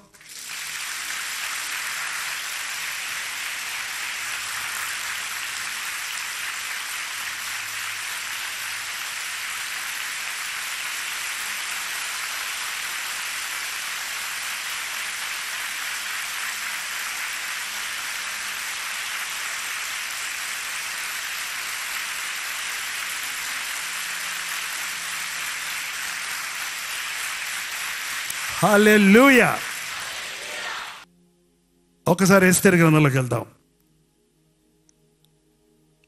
8వ అధ్యాయం 9వ వచనం. రాజుగారు ఒక శాసనం వేశారు. ప్రతి ప్రాంగణంలో ఉన్న ప్రతి యూదుణ్ణి పలానా రోజున చంపేయాలి, వాళ్ళ సొత్తులన్నీ దోచుకోవాలి, యూదుడు అనేవాడు ఎక్కడ ఉండకూడదు అని రాజుగారు శాసనాన్ని చేసి దాని మీద రాజముద్ర వేశాడు. అయితే ఎస్తరు, తన చెలికెత్తులు, యూదులందరూ 3 రోజులు ఉపవాసం ఉండి దేవుని సన్నిధిలో ప్రార్థించారు.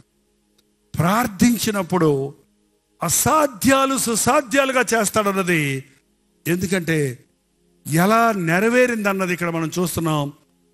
ఎస్తరు గ్రంథం 8వ అధ్యాయం 8వ వచనంలో, అయితే రాజు పేరిట వ్రాయబడి రాజు ఉంగరముతో ముద్రించబడిన తాకీదును ఏ మానవుడును మార్చజాలడో.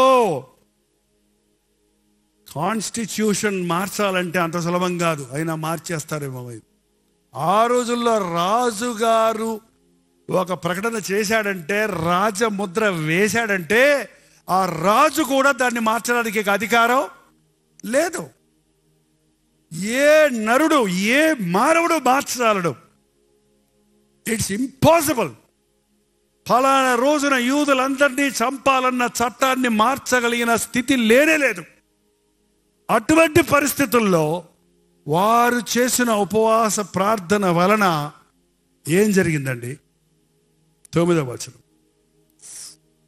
సీవాను అను 3వ నెలలో 23వ దినమందు రాజు యొక్క వ్రాతగ్రంథును పిలువబడి, ఓకే, ఇక అక్కడ దాంట్లో చూద్దాం. చూడండి, రాజుగారు ఒక మాట చెప్పాడు. ఆ ఓల్డ్ చట్టాన్ని మార్చలేం కాబట్టి, కాగా మీకు ఇష్టం వచ్చినట్టు మీరు రాజునైన నా పేరిట యూదుల పక్షమున తాకీదులు వ్రాయించి రాజ ఉంగరంతో దాన్ని ముద్రించండి. పాత దానిని మార్చలేం కాబట్టి మీరు మీకు ఇష్టం వచ్చినట్టుగా నా పేరులో నా రాజముద్ర వేసుకొని మీరు చట్టాన్ని తయారు చేసుకోండి అని రాజుగారు చెప్పాడట. అంత రీతిగా, అంత అద్భుతంగా దేవుడు రాజు హృదయాన్ని కదిపించాడు. సో వీళ్ళు ఏం చేశారు? ఒక చట్టాన్ని పిలిపించి, అందరిని పిలిపించి, అన్ని భాషలను పిలిపించి, అన్ని స్థానాల్లో రాయించింది ఏంటంటే, 11వ వచనం అండి, మన టైం అవుతుంది కనుక. రాజైన అహష్వరోషు యొక్క సంస్థానములన్నిటిలో ఒక్క దినమందే, అనగా ఆదారు అను 12వ నెల 13వ దినమందే ప్రతి పట్టణమునందును యూదులు కూడుకొని తమ ప్రాణములు కాపాడుకొనుటకు ఆయా ప్రదేశములలో నుండి తమకు విరోధులకు జనుల సైనికులందరినీ, శిశువులను, స్త్రీలను, సంహరించి హతము చేసి నిర్మూలపరిచి వారి వస్తువులను కొల్లగొట్టుకున్నటకు రాజు యూదులకు సెలవిచ్చారని దాని యందు వ్రాయబడెను. వాళ్ళు వచ్చి నిన్ను చంపడం ఏంటరా, నువ్వు వెళ్ళి వాళ్ళ సంగతి చూసుకో. ఏంటండి, వాళ్ళందరూ వచ్చి మిమ్మల్ని సంహరించాలని శాసనానికి తిరిగి శాసనం ఏం రాశారంటే, అదే రోజు మీరందరూ వాళ్ళ మీద పడి మీకు వాళ్ళు ఏం చేయాలనుకున్నారో మీరు వాళ్ళకి అది చేసి మీ సొత్తులు కొల్లగొట్టుకున్నాం అనుకున్న వారి సొత్తును మీరు కొట్టుకోవడానికి నేను పర్మిషన్ ఇస్తున్నానని రాజుగారు మొదలేశాడండి. హల్లెలూయా. అసాధ్యాలు సుసాధ్యాలు చట్టాలు మార్చగలిగిన దేవుడు. ఓడిపోతావనే వాడిని ఓడగొట్టే శక్తిని ఇస్తాడంట. చెప్పండి నాతో, నువ్వు ఓడిపోతానన్న వాడిని ఓడగొట్టే శక్తి నీకు ఇస్తాడంట.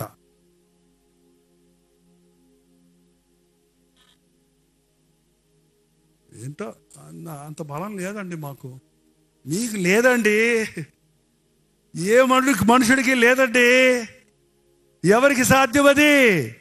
ప్రార్థన చేసేవాడికి అసాధ్యాలు ఏమీ లేవు. ప్రార్థన వలన సమస్తము సాధ్యం. ఉపవాస ప్రార్థన వలన సమస్తము సాధ్యం. ఈ మధ్య ఒక పాట పాడుతున్నాడు, ఓడిపోనివ్వడు ప్రభు మనల్ని ఎప్పుడు ఓడిపోనివ్వడు. ఓడిపోయిన వాళ్ళు ఎవరో చేయి చూపించండి. అబ్బా అబ్బబ్బా, అసలు మీకు ఎందుకు ఎక్కువ ఉపవాస ప్రార్థన? జయశీలులు ఓడిపోయిన వాళ్ళు చేయి చూపించండి. అందరూ ఎత్తేస్తున్నారు మళ్ళీ.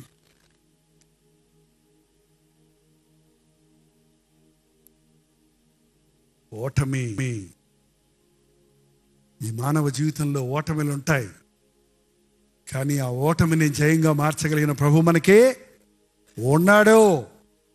నీ ఎదురున్న గొల్యాత్ అయినా సరే, నీ ఎదురున్న ఫరో సైన్యమైనా సరే, నీ ఎదురున్న ఎర్ర సముద్రమైనా సరే, నీకు ఎదురుగుండా లేచిన ఏ ఆయుధమైనా సరే, నీకు హానికరమైనది ఏదైనా సరే, అది వర్ధిల్లింపకుండా చేసేవాడు మన ప్రభు.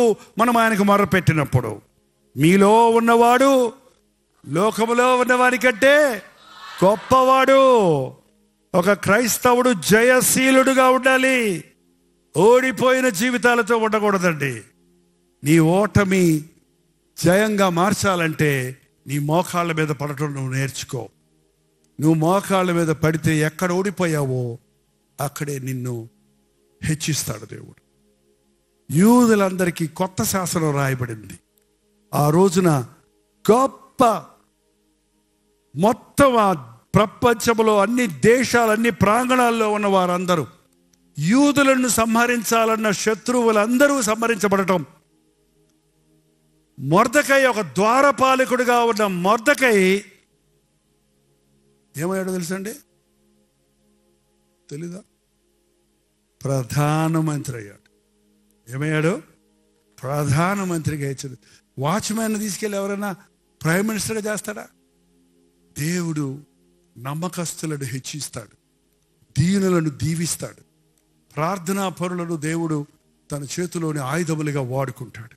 ఈ రాత్రి మీ జీవితంలో ఓటమి తప్పని రోజులుంటే, ఓడిపోయిన రోజులుంటే, ఓడిపోతాననే భయం మీలో ఉంటే, పడిపోతాననే భయం ఉంటే, పడిపోతాననే భయం ఉన్నోళ్ళు ఎక్కడ పడాలో తెలుసా? మోకాళ్ళ మీద పడాలి. ఎక్కడ పడాలి? మోకాళ్ళ మీద పడు. ఓడిపోతానేమో, ఫెయిల్ అయిపోతానేమో, ఇది జరగదేమో, ఇది నాకు కుదరదేమో అనుకున్న వారు మోకాళ్ళ మీద పడితే, ఒక క్రైస్తవుడు మోకాళ్ళ మీద ఉంటే సైతాను గజగజలాడతాడు. పాటలు పాడుతున్నప్పుడు కావాలంటే వాడు కూడా పాడతాడు. వాడు క్వైర్ లీడర్ పరలోకంలో. Don't forget. దూతలన్నింటినీ ప్రార్థనలో నడిపించిన ఓయబో, ప్రసంగం చేస్తుంటే సైతాన్ గారు రిఫరెన్స్లు ఇస్తాడు. అడుగు బైబిల్ అంతా బాగా తెలుసు, మీకు తెలియదేమో కానీ. ఆదాము దగ్గర నుంచి ప్రతి వాడిని ఆయన ఎరుగున, ఆడే కదా అసలు కథానాయకుడు. ప్రతి వాడిని దారి తెప్పించింది, పాపంలో పడేసింది, అన్ని రిఫరెన్సులు తెలుసు, దేవుని గొప్పతనం తెలుసు. దెయ్యాలు ఏమనేవి తెలుసా? ఆ రోజున సర్వోన్నతుడు అయినా బోధకుడా బోధకుడా బోధకుడా అంటున్నారు అందరూ, కానీ దెయ్యం ఏమంటుంది? సర్వోన్నతుడైన దేవుని కుమారుడా. పౌలు శీలలు చూసినంటే దెయ్యం పట్టిన స్త్రీ ఏమనింది? వీరు సర్వోన్నతమైన దేవుని దాసుకులు, వీరు రక్షణ మార్గం మీకు ప్రకటిస్తాడు. దెయ్యం చెప్తుంది, దానికి తెలుసు, అది తెలుసు. రెఫరెన్స్లు అందిస్తాడు సైతాను బోధిస్తే. కానీ మోకాళ్ళ మీద ఉంటే మాత్రం అపవాది నిన్ను ముట్టలేడు, నీ జోలికి రాలేడు. ప్రార్థించే క్రైస్తవులు ఈ రోజున లేని మూలాన్ని దేవుని సువార్త కార్యాల్లో ప్రబలంగా జరుగుతున్నాయే కానీ పరివర్తన కలగటం లేదు. ఓటమి నుండి జయము దొరకటం లేదు. జయ జీవితాలు కలిగిన వారిగా జీవించటం లేదు.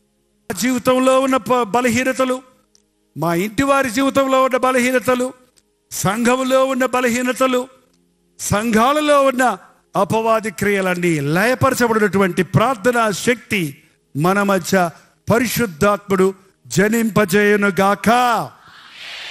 ఎక్కడ పడాలి? పడదాం. మోకరించండి, మోకరించండి. మోకరించగలిగిన వాళ్ళందరూ మోకరించండి. మోకరించలేకపోతే పెద్దవారు వృద్ధులుంటే మీరు నిలబడవచ్చు. మోకరించినప్పుడు నోరు తెరవండి. నీ జీవితంలో మరి దేని వలనను ఇట్టిది అసాధ్యము అన్నది, ఆ అసాధ్యం అన్నది నీ జీవితంలో ఏంటి? నీ ఉద్యోగ సమస్య, నీ వివాహ సమస్య, నీ గర్భఫలం విషయమా, పాపాన్ని జయించలేని పరిస్థితి, అడిక్షన్ నుంచి విడుదల లేదా, డిప్రెషన్ నుంచి కోలుకోలేకపోతున్నావా? ఏ విషయమో అది సాధ్యమో ఈరోజు అది నీ జీవితంలో సాధ్యపరచడానికి దేవుడు తన కార్యాన్ని జరిగించడానికి సిద్ధంగా ఉన్నాడు.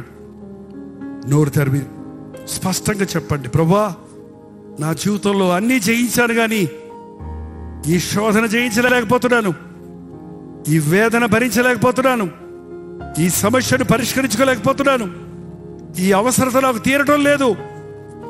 ఇది కావాలయ్యా, ఈ రాత్రి ఇది జరగాలయ్యా నీ నామంలో అని విశ్వాసంతో స్పష్టంగా దేవుడితో అదేదో చెప్పండి. నోరు తెరిచి ప్రభువుకు చెప్పండి. నీ మాట వినే దేవుడు, నీ స్వరం వినే ప్రభువు, నీ ప్రార్థన ఆలకించే దేవుడు. నీవిక్కడ మొరపెడితే పరము నుండి నీకు ఈ రోజే ఇప్పుడే ఇట్స్ గ్రాంటెడ్ అని జవాబు ఇవ్వగలిగిన దేవుడిగా ఉన్నాడు. ఆపత్కాలంలో నాకు మొర్రపెట్టు, నేను నీకు ఉత్తరమిస్తాను. నాకు మొర్రపెట్టు, నీకు ఉత్తరమిస్తాను. రేపు కాదు, ఎల్లుండి కాదు. ఎంత త్వరితముగా మన ప్రార్థన దేవుని సన్నిధికి చేరుతుందో అంతకంటే త్వరితముగా ఆయన జవాబులు మనకి ఇవ్వాలని ఆశపడుతున్నాడు. 3 నెలలు 6 నెలలు పట్టదు దేవుడు నిన్ను దీవించడానికి. నీవు కోరినట్లే నీకు జరుగును గాక. ఆ క్షణమందే దెయ్యం పట్టిన తన కుమార్తె స్వస్థపడిందని ఆ స్త్రీ, కానాను స్త్రీ సాక్ష్యం చెప్పినట్లు మాట మాత్రము సెలవి ప్రభువా, నా దాసుడు స్వస్థత పొందుతాడన్నప్పుడు ప్రభు ఇచ్చిన మాటను బట్టి ఆ గడియలోనే అతడు విడిపించబడినట్లుగా ఈ రోజు నీవు కోరిన కోరికను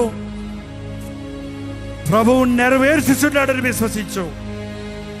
ఓడిపోయిన క్రైస్తవుడిగా బతకొద్దు, అసంపూర్ణుడిగా ఉండొద్దు.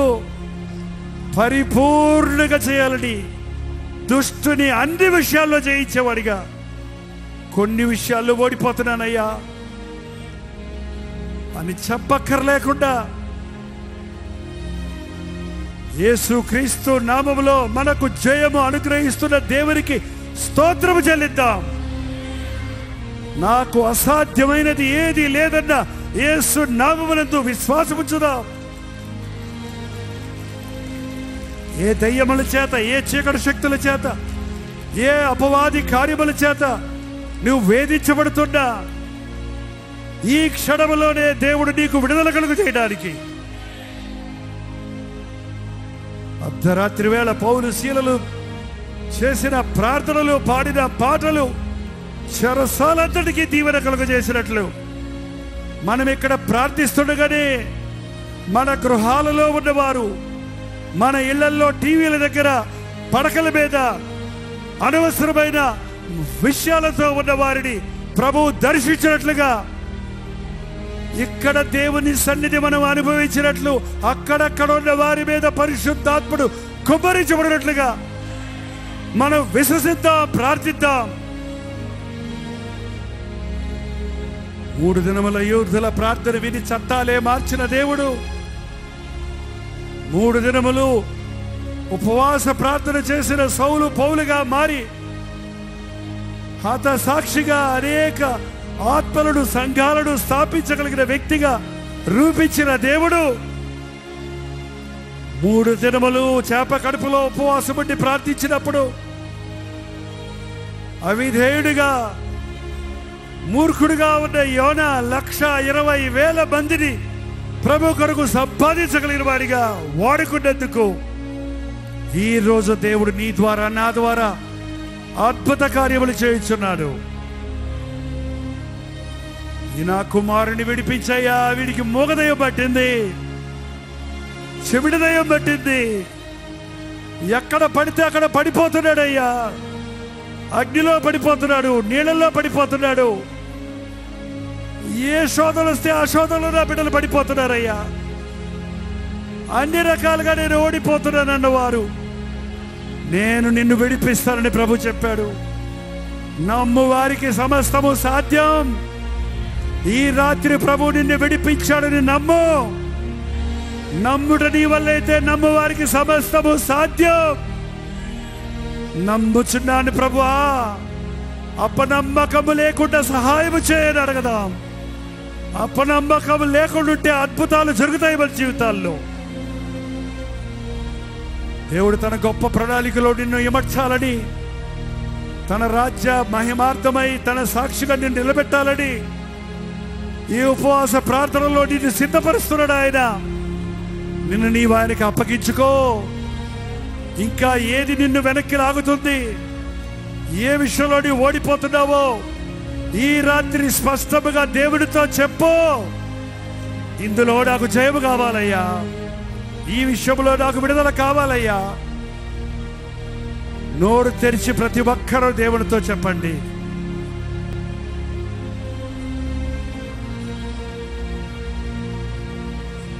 లైవ్లో వీక్షిస్తున్న వారు కూడా మీరున్న స్థలాల్లో మాతో పాటు ప్రార్థనలో ఏకీభవించండి. ఇక్కడ మేము అనుభవిస్తున్న దేవుని సన్నిధిని మీరున్న చోటు కూడా అనుభవించినట్లు పరిశుద్ధాత్ముడు మన మధ్య సంచరిస్తున్నాడు. ఈ రాత్రి ఒక విడుదల రాత్రిగా, ఒక జయ జీవితాన్ని కలిగించేదిగా, ఒక అద్భుతాన్ని జరిగించేదిగా మార్చాలని ప్రభు ఆశిస్తూ ఉన్నాడు. ప్రతి ఒక్కరూ ప్రార్థించండి. మూలన్నవారు, ఇటున్నవారు, అటున్నవారు, కెమెరాల దగ్గర ఉన్నవారు, పనులు చేస్తున్నవారు, మీరు ఎక్కడున్నా మీ మనసు దేవుని మీద లగ్నం చేయండి. మీ గుండెల్లో నుండి దేవునికి మొర్రపెట్టండి. అద్భుతాలు చేసే ప్రభువు మన మధ్య ఉన్నాడు. ప్రార్థనలకు ఇచ్చే ప్రభువు మన మధ్య ఉన్నాడు. పరిశుద్ధాత్ముడు ఉన్నతమైన కార్యాలు మన మధ్య చేయడానికి, తన అభిషేకంతో నింపడానికి ఆశ కలిగి ఉన్నాడు.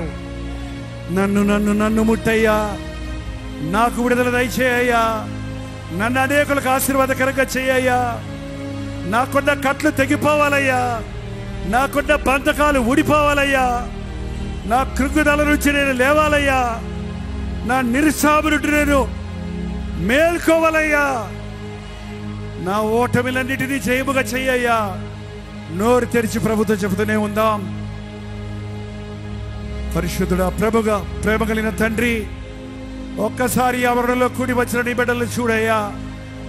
ఏ గుండెల్లో నుంచి ఏ మూలుగు వినపడుతుందో, ఏ విషయంలో తమ ఓటమిని ఒప్పుకొని నీ జయము కొరకు ఎదురు చూస్తూ ఉన్నారో, ఎవరి కట్లు ఎలాగూ ఉన్నవో, ఎవరి స్థితి ఎలా ఉన్నదో ఎరిగిన యేసు ప్రభువా, ఈరోజు నీకు మొర్ర పెట్టుకుంటుండగా నీ విడుదలను మాకు కలుగజేయి నాయన. నీ విడుదల కలుగు చేయము తండ్రి. చెవిటివైన మోగదయ్యమా, ఈ వీడిని విడిచిపో అని చెప్పగానే ఎలాగూ విలవిలడానిచ్చి ఆ దురాత్మ అతన్ని విడిచిపెట్టిందో అట్టి రీతిగానైనా ఈ రోజున అపవాది కార్యాలను పారదోలుచున్నాము. సాతాను కార్యములను నుండి విడుదల కలుగు చేయించున్నాము. పరిశుద్ధాత్మని కార్యాలు ఈ రోజు నుంచి ప్రారంభమై ఉజ్జీవ జ్వాలలుగా రగులుకోవడానికి సహాయం చేయి. ఈ ప్రార్థన ప్రభావం మాకే కాదు, మా చుట్టూన్న వారికి, మా ఇళ్లలో ఉన్న వారికి, ఈ ప్రాంతాల్లో ఉన్న వారందరికీ విస్తరించినట్లుగా ఉజ్జీవ జ్వాలలను రగులు కల్పడం. ఆయన గొప్ప దేవా, నీకు వందనములయ్యా. నమ్ముచున్నామయ్యా, అపనమ్మకం లేకుండా సహాయం చేయము. ఈ రోజున మా జీవితంలో ఉన్న ఓటములన్నీ పరిగెత్తిపోయినవి. నేను ఓడిపోను, నేను కృంగిపోను, నేను నిరుత్సాహపడను. నా ప్రభువు నాకు తోడున్నాడు. నేను బెదరను, నేను జడియను. ఏ ఆయుధము నా మీద పనిచేయదు. పరిశుద్ధాత్ముడు నా యందు నివసిస్తున్నాడన్న విశ్వాసంతో ఇక్కడి నుంచి సాగడానికి సహాయం చేయి. లోతైన ఉజ్జీవ కార్యాలు ఇంకా నువ్వు కొనసాగింపనిమ్మని యేసు క్రీస్తు నామములో అడుగుచున్నాము తండ్రి. మన తండ్రి అయిన దేవుని యొక్క ప్రేమయు, కుమారుడైన క్రీస్తు యొక్క కృపయు, ఆదరణకర్త అయిన పరిశుద్ధాత్మ యొక్క సహవాసమును కూడి వచ్చిన మనందరికీ, లైవ్లో వీక్షిస్తున్న వారికి ఇప్పుడును సదాకాలమును తోడై ఉండను గాక. ఆమేన్, ఆమేన్, ఆమేన్.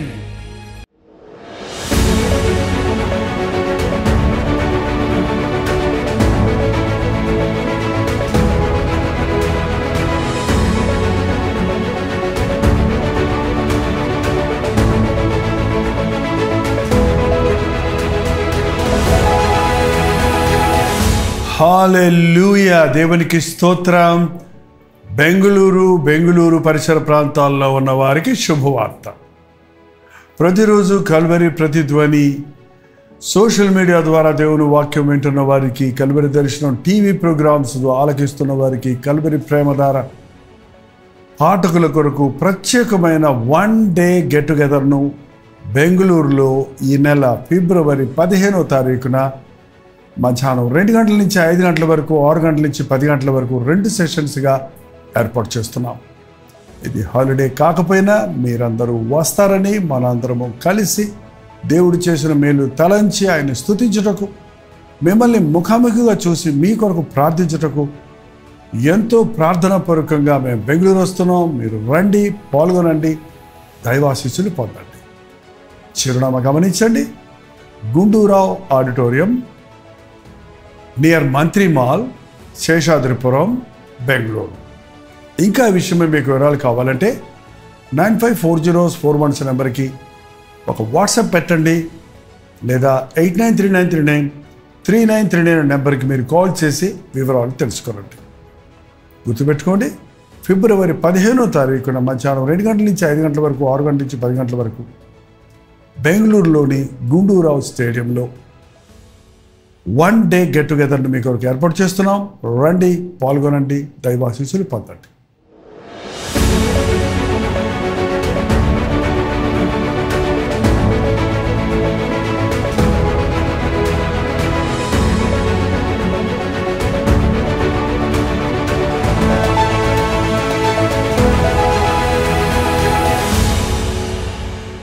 దేవుని స్తోత్రం. మీరు విన్న వర్తమానం మీకు ఆశీర్వాదకరంగా ఉంటే, మీ ప్రార్థన అవసరతలు భారాలు ఉంటాయి, 954041 నెంబర్కి ఇప్పుడే ఒక టెక్స్ట్ లేక వాయిస్ మెసేజ్ ద్వారా వాట్సాప్ పంపించండి.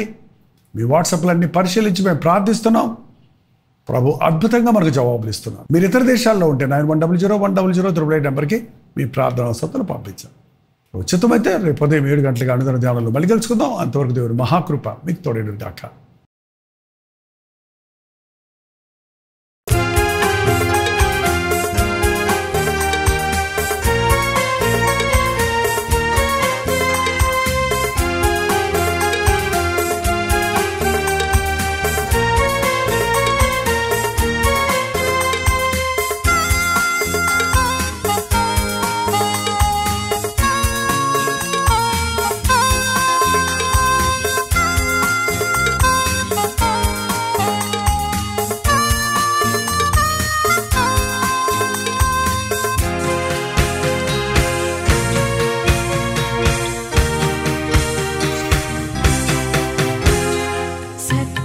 మార్గమును సత్య దైవమును అన్వేషించు వారికి సత్యవాక్య ధ్వని.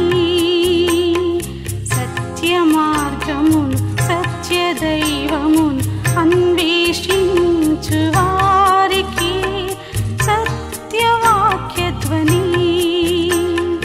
యేసే మార్గము సత్యము జీవమని. యేసే మార్గము సత్యము జీవమని. యేసే దైవమని చాటు సువార్త ధ్వని.